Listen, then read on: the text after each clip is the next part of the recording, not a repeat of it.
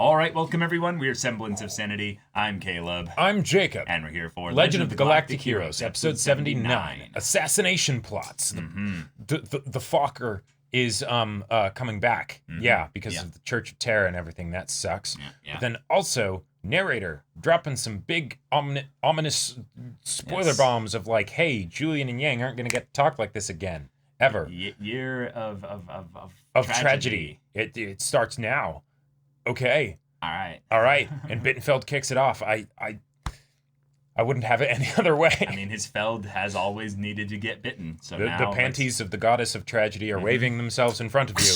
Yeah, right. Let's go. I'm really, really excited to see how this kind of builds up towards an eventual Yang and Reinhard confrontation. I really think that's going to happen. I really do feel like, though, that this will be something where Bittenfeld unintentionally does something that kind of helps, though. I would love that, yes. Yes. But the message is being sent back to Bittenfeld. And it's a doozy. It's a doozy. It could have been worse. How will he respond, though? But, yeah. I'm now slightly jumping ship off of the Empire side again. I am a dirty traitor, and you bastard. I just see disaster on the horizon, so I'm like, oh, I'm going back to Fejon, This guys. is the finest hour. What are you talking about? It will be chaotic and many people will die, but it is a sacrifice we are willing to make. So y'all, without further ado, let's jump right into it. All right, everyone, now be sure to go check out the reaction portion of the video in the description below, then come back here for the discussion. All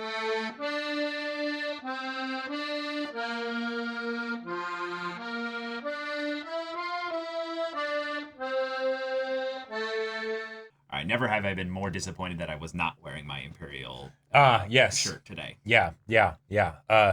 This is something where... I salute you, Fahrenheit. Way to go. Way to go. And I love... So, okay.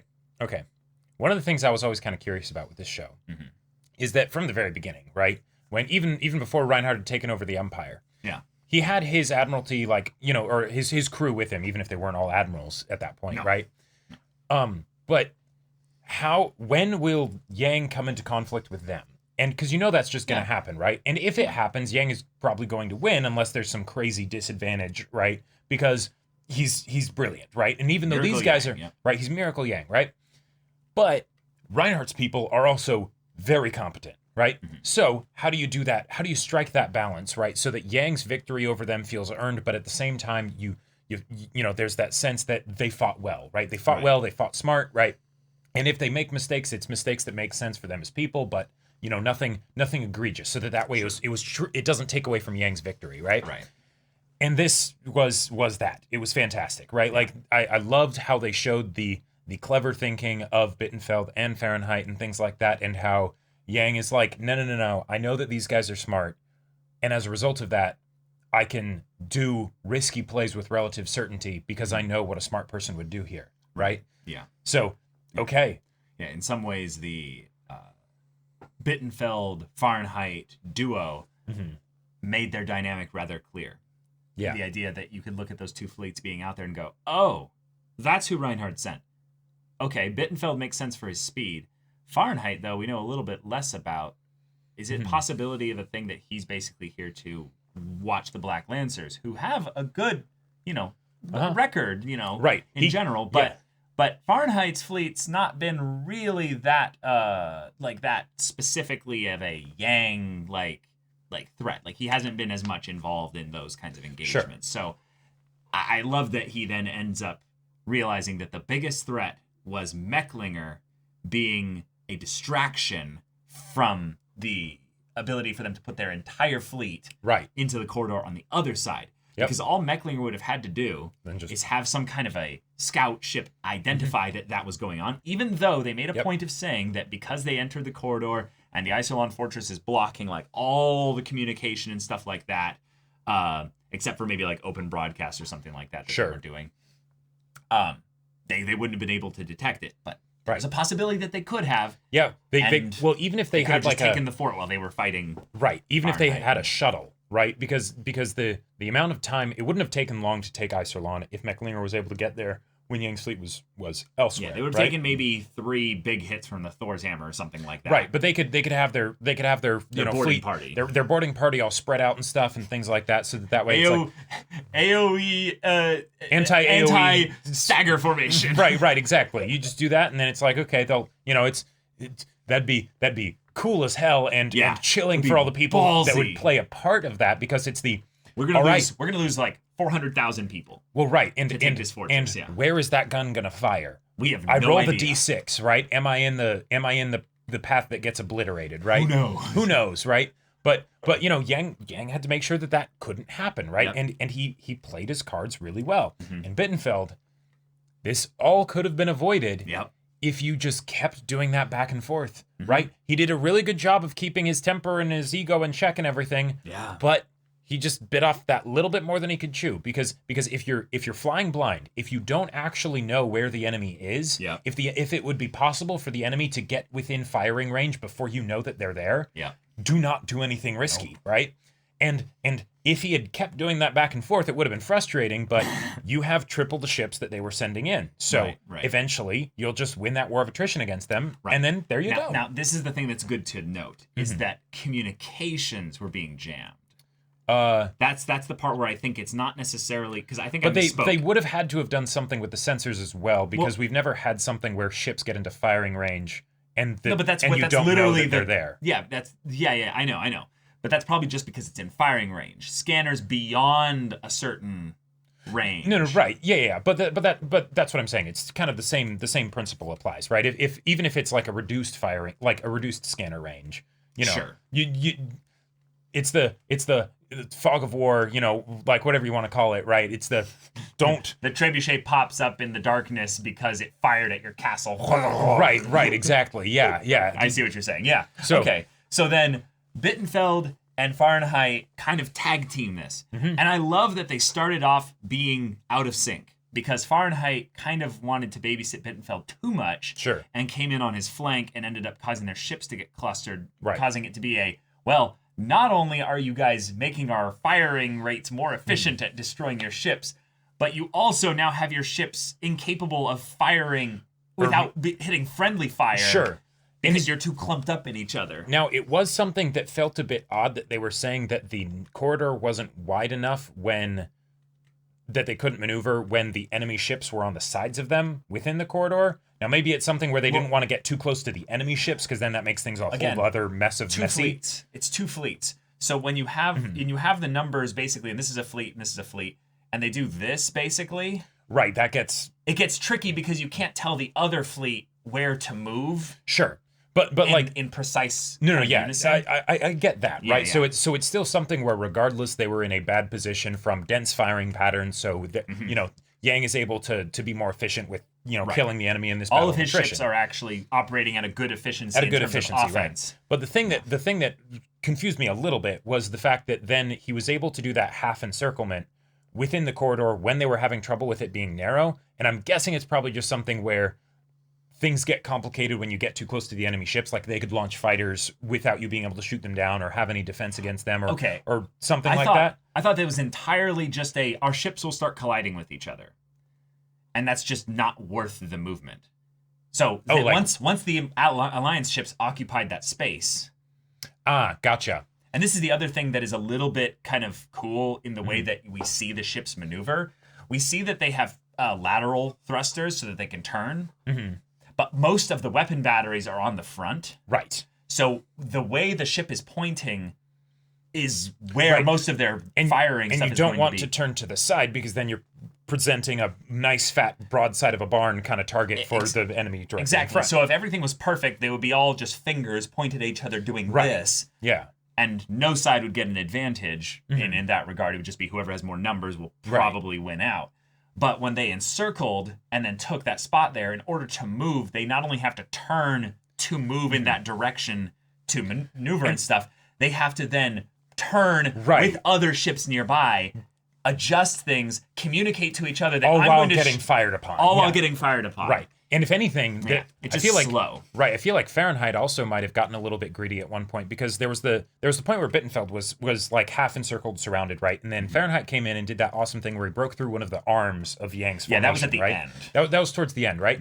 But then he kept going, and what it seemed like would have been the better thing to do would be like, hey, we're gonna do this. Bittenfeld, in fact, you could come back this way, and we could both eat on this thin piece here, and then do a little miniature surrounding maneuver. Yeah, and then that way you can get out. But instead he went through, and then the enemy just regrouped behind him, and then he joined Bittenfeld in the barrel, basically. Right. What I think happened in that regard was that there was a small piece that they had broken through that was the flank of the ships that were used as bait originally. Right. That was Attenborough's fleet. If Bittenfeld gets the free ability to shoot at them while they're isolated from the rest of Yang's fleet, they can trade at a really good rate and kill off that whole fleet, theoretically. Right. And maybe maneuver to a better position. And maybe maneuver that way. So he's basically clearing space for Bittenfeld to be able to do stuff. Right. But by going in directly, the part that he was trading for the idea of hitting Yang directly is that now he is so close that fighters can then just go in and tear his fleet apart. Yeah, if anything, that was the thing where Yang was this nice bait at the end of the kill box, right? And Merkatz is like, they're gonna come in right here. I've worked with Fahrenheit and there was before. that ship that got really close, and that was Bittenfeld's ship, though. No, well, and it wasn't even Bittenfeld's ship. No, I mean, it was a Black Lancer. It was one of the Black Lancers, right? And that was awesome. The fact that it was in the middle of charging up its weapons, like it was about to fire, and they just managed to be able to fire just a bit faster and blown to pieces. But like, oh man, Yang and all of the Alliance command there, or the Yang Gang command, right? It was just this close to being taken out. Yeah. Also, that's another thing that this battle kind of reminded us of, is that while it looks super clean from the command deck of a ship that's not been shot, the second a ship gets hit a couple times by even a fighter in close proximity, you ripped your ship quickly open by heated plasma going through your hull in space. It depressurizes, combusts, hits all the fuel lines going through the ship. It's a little water balloon of atmosphere and light. Exactly. You're hitting a water balloon. Yeah. Now, while they're tough hulls and stuff like that, everyone's firing with the same, weapons that are designed to pierce these hulls. So it felt so brutal when Fahrenheit realizes, I'm going to take the L. We'll go down with the ship. Yep. I will make sure Bittenfeld gets out of here. And I'm going to use my flagship, my massive... With those crazy dual guns. Yeah, it looked like Gauss cannon kind of style things. Just like... That was crazy. And the second his ship takes those few hits that go past... There might have been even some kind of deflector shields going on I think it's something where like the flagships in each of the fleets are generally a bit hardier and stuff. Well, right, but did you notice that some of the ships had attacks that were bouncing off of a field around them? Yes, which is nice, because it's like, okay, it's not quite that easy to destroy them, and that's probably why the fighters need to get so close, is that they can like get underneath the deflector shields or something like that. Oh, sure. But sure, it's also like a slow moving thing getting in. Versus a laser, Right? Yeah, metal versus energy, or I don't know. But one of the things that I wanted to bring up, especially, was that two things. One, Fahrenheit staying behind when he was originally in the fight, being like, it would be Bittenfeld's fault, so this is okay. Yeah. Right? That, if anything, that was probably one of the other big issues, right? But then he grew past that, and he's like, I'm gonna man the last line of defense, right? Yeah. But then also with Karen, that she's like, okay, actual like battle, like actual big scale battle, because she hadn't really had to do any of that until now, right? Yeah. And then it's terrifying, it's scary, and she has that great conversation with Poplin, and you little bastard, being like, hey, it's not my life, that I'm giving advice to. God damn it. But Poplin just keeps getting better and better. He really does. And it makes with me, his awkward comments of, oh, you'll fill in the clothes. It's like, Jesus Christ, Poplin. Yeah. And then life counselor Poplin. Yes. But what I found is that the one thing that I was like, oh man, I wish we had this. I wish we had some Imperial fighter pilots. Oh, yeah. Because can you imagine how sad that would have been for, like... Now, granted, they probably wouldn't have been in Bittenfeld and Fahrenheit's fleets, right? They probably wouldn't have been there. Probably would have been in Reinhardt's fleet, right? We don't have characters like that in the Empire, unfortunately, as well, that are at that low level in the hierarchy side of things to where they would be fighter pilots. Right, because So, we got Fahrenheit's death, right? And that was a big deal. Mhm. I would have loved to see some like just people that we know that are able to just die like that, right? That just get in close, right? You know, maybe I when think that's Bittenfeld. what this arc is going to be, dude. I think so, and I think this is sort of that setting of the tone of like Attenborough could have died. Nearly died. I expected him to die. Like, everyone on the Ulysses nearly died. yep. Bittenfeld nearly died. Well, Bittenfeld came a little close, but then Fahrenheit's just dead. Just dead. He's gone. That's one of Reinhardt's admiralty. And that is not just one of his admiralty. That is one of the most intelligent members of his admiralty. Like, Fahrenheit was one of the ones that we looked at as being like, he's not the most renowned one, and he has a little bit of that he's no stain on his record, you know. But he was a member of the Lipstad League, so he has a little bit of that air of the, like, how would I say this? Like I fight with the desire to gain honor, and like that was part of the thing and why he, in part of the thing of why he did this, I think, was that he wanted to fulfill his orders to Reinhard to the last. Yes. And he could not do that without making sacrifices. And I don't think he wanted to face Reinhard himself, having failed so utterly. So he decides, you know what? At the very least, you better go and put in a good word, basically. I want you to tell him that we did this for him. And you know what would have been really cool? It would have been really cool. And he didn't do this. But he would have been like, I want you to plead a case for Bittenfeld. He made no mistakes.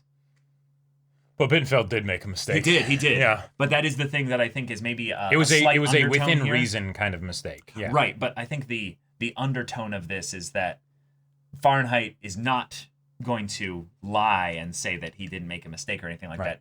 He is going to also get out of a little bit of the wrath of Reinhard. Right, because Fahrenheit made a mistake too. Yeah. Yep. Yeah. And he'd rather he'd rather own the mistake and die here. Right. Than probably disappoint Reinhard by going back. Because if like the whole switching thing that they did, like towards the end, really it just felt like that was too little too late, right? There were some details with how it was executed that could have been done better. Could have worked really well. But they could have done that from the beginning. If Fahrenheit hadn't gone all the way up and he had just been like, okay, yeah, they're doing this arm thing, I'm just going to sit back and just focus fire and just drill through one of the arms. Yeah, but their difference in tactics and stuff and their lack of synchronization was a bit of their undoing here. Because there too many cooks in the kitchen. Kind of. Yeah, there were points where it felt like they were synchronized and they were doing good damage here. And that's why I really want to see what Yang's losses were. Because I don't think they were minimal, but I don't think they were that bad comparatively. Right, I'd guess about 4,000.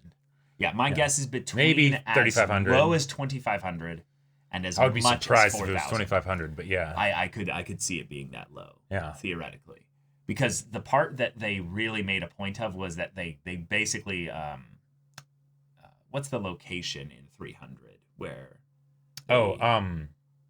Yeah, I can't remember. Thermopylae. Thermopylae? Yeah, it is Thermopylae. Yeah. Okay. Yeah, but they basically utilized the entire corridor to their advantage and then forced them to fire at awkward angles on the flanks or just to ignore them entirely. And like Bittenfeld kind of did, just bulldoze right through with his style there and then end up getting the exchange going through there. I felt like the tactics were really, really good here, and I was able to follow them. Yes, exactly. Well. There are sometimes, especially when you get into worlds that are not our world, right? Where it's you have to explain how everything works in a way that can feel like we understand, that the characters understand, and all of that stuff, while at the same time having the different levels of competence on all the different sides and keeping that consistent and whatnot. And like it's very difficult to do. So I was good job this episode. This was in some ways also your victory. You came up with this idea of, hey, let's send a really rowdy message their way and piss him off. Yep. And I think we can manipulate him to get both eventually fleets, he did. Maybe. I was surprised that Attenborough was able to fully get out of the situation, because when he got surprised by Bittenfeld charging in like that, I really thought that it might be something where it's like, oh, we managed to lure them in, and then all the stuff that will happen later of them getting, caught and pounced on basically will happen, but that maybe it's the at what cost. Right? Yeah. But so far, Yang's kind of gotten a bit lucky. Yang's fortune favors the prepared for sure. I think he prepared properly, and the combination of this being Attenborough's plan, Mert Katz's message, Yang's tactics with Mecklinger, bringing about the full utilization of the corridor into effect, and then also the surprise in that both sides, Mecklinger's and Bittenfeld's and Fahrenheit's, were able to be... they did not expect Yang to have this much of a fleet. Right. One of the things I really liked that Mecklinger kind of told us without needing to remind us of saying it again, that Bittenfeld and Fahrenheit were like, whoa, their fleet's so big, is just that Mecklinger and probably everyone assumed that they had maybe 7,500 to 10,000 ships or something. Maybe 12,000. Maybe 12,000, yeah. Right. Not 20,000? No, that's a fleet that is bigger than any Imperial fleet other than maybe on its own. one other of than the super Reinhardt's, fleets that Reinhardt does with like 3 admirals, Yeah. Yeah. So also, a couple things that I really liked from this episode. Fahrenheit realizing that he was up against Merkatz.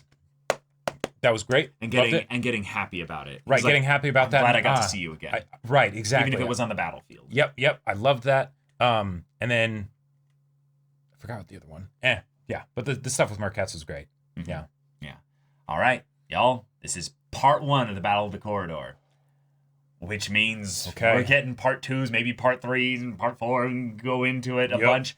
And I wonder how close behind Reinhardt is when he sees the patched up, beaten and broken Bittenfeld and Fahrenheit fleets, coming past maybe Alpha Seal. And he basically lost the full fleet. He basically lost, a fleet plus change, Right, because they were both at about 50% capacity. Yeah, and tactically, Mecklinger is not in the fight anymore. This is something that will... Yeah, that's true. That is information they can bring up, is that Mecklinger wasn't able to help them. Granted, he would have been on the... Or no, because he would have been on the opposite side of Iserlohn anyways. No. Well, right. But that was something Bittenfeld was like, hey, if he's there... he could pincer them. Oh, right, yeah. No, they wouldn't be able either. They now think that either Yang has way more forces than he does, because if he didn't, then Mecklinger would have been able to take Iserlohn, right? Because he would have been ready for that. Oh, they left in force? All right, let's do this. Or something happened. Yeah, there's some assumptions that they can make. Is one, they've lost contact with Mecklinger for whatever reason. So they can't coordinate at the very least. They can't coordinate at all. 3, the other thing is that they should probably send some type of communication vessel to the other side to find out what went on with Mecklinger. And all they would really need to do is have a chain of ships that are just stationed as a communication line in the U kind of right, shape. And they probably have that. They probably have something like that. It just takes a long time. And it just might take a day in order to go ping, ping, ping, ping, right, ping, which ping, for ping, the ping, purposes of any actual fight, it's nothing. Right, but what it might mean is then that Yang gets all the time to retrofit his ships, bring them back into the Iserlohn, do some repairs and everything, and be like, all right, they're going to, readjust and everything. Right. And we'll be able to then have the real test come about when Reinhardt with the super fleet comes in. They decide how they enter the corridor or not. So, y'all, thank you so much for watching this episode's reaction and discussion. If you want to see the next episode's reaction and discussion right now, though, go check out the link in the description below for our Patreon. You can get on early access there. You can watch full-length timer reactions there, and all this comes with Discord access, so you can chat with us in the community there about this show, about anime in general, and also be sure to check out our Twitch channel. We stream every weekday. The info's in the description. Yeah, so if any that interests you, we'll see you there. But until then, we're Semblance of Sanity. I'm Caleb. I'm Jacob. And we'll see you all next time.